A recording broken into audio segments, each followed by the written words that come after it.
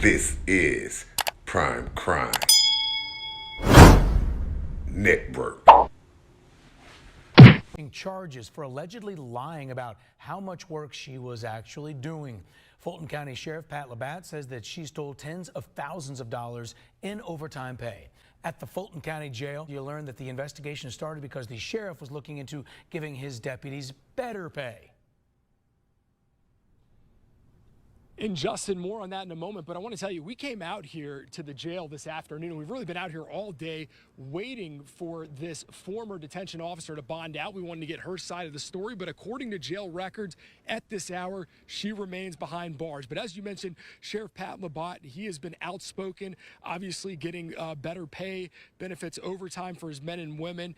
And during that time, he conducted an internal audit, and it was at that point that they realized that this former detention officer had received nearly 2 times her entire salary just in overtime alone. It's physically impossible for someone to work those kinds of hours. That's how Fulton County Sheriff Pat Labatt responded after I asked him about the stunning allegations against his now former detention officer seen here in this mugshot. On Wednesday, Wanquilla Anthony waived her first court appearance, but newly released court documents accused the 33-year-old of submitting fraudulent timesheets that investigators say allowed her to collect tens of thousands of dollars in overtime pay for work she never completed. It looks like in excess of $130,000 off of a base salary that is $50,000, that this particular young lady had falsified documents, forged those documents, and in fact was still in time. Sheriff Labatt says this criminal investigation began last month after his office launched an internal audit looking specifically at which employees were earning the most overtime pay. Investigators say Anthony topped that list. In fact, according to the arrest affidavit, an official in HR contacted her to inquire about the name of the sergeant who had signed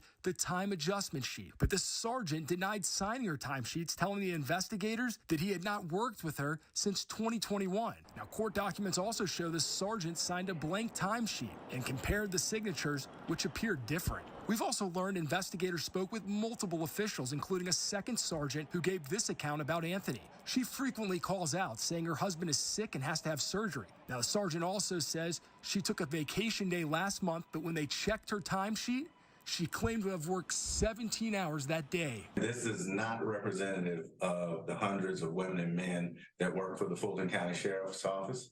This, I believe, is an outlier where somebody got greedy.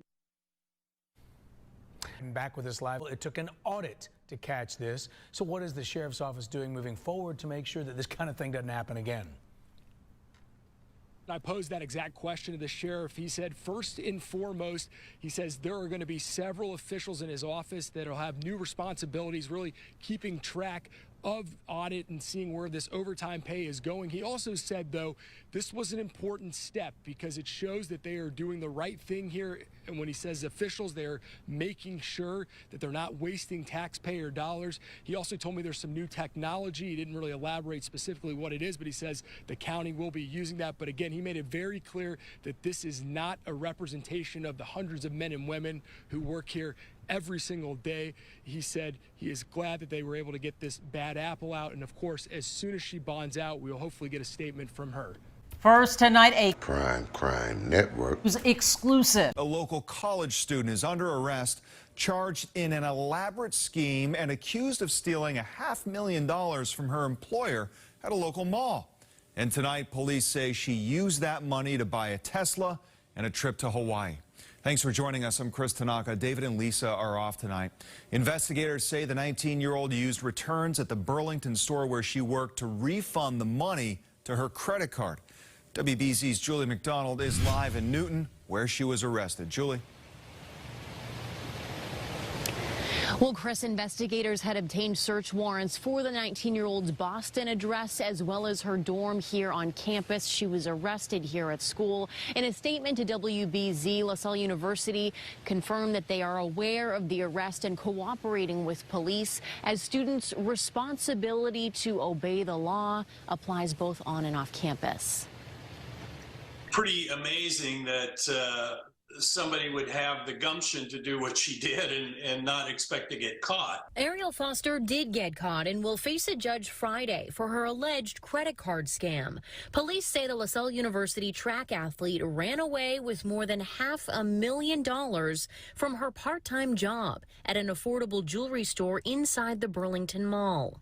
If one of my children came home and said, hey, they have enough money to buy a Tesla while they're trying to go to school, that's certainly going to raise those flags for me. Investigators say that over 3 weeks in February, Foster allegedly made 8 fake transactions totaling more than $540,000. She would have an item in the store that she would mark up overpriced, and then she would return the difference onto a credit card that she owned in her name. As for where the money went, police say Foster spent $5,000 on a Louis Vuitton purse, $6,000 on plane tickets, $20,000 for a hotel in Maui, and bought that $35,000 Tesla seen around campus. You would think that a refund of a costume jewelry transaction should not allow you to buy a $5,000 Louis Vuitton purse. David Levenberg is a mall and retail security expert. He says this case highlights major flaws in the Lovisa system.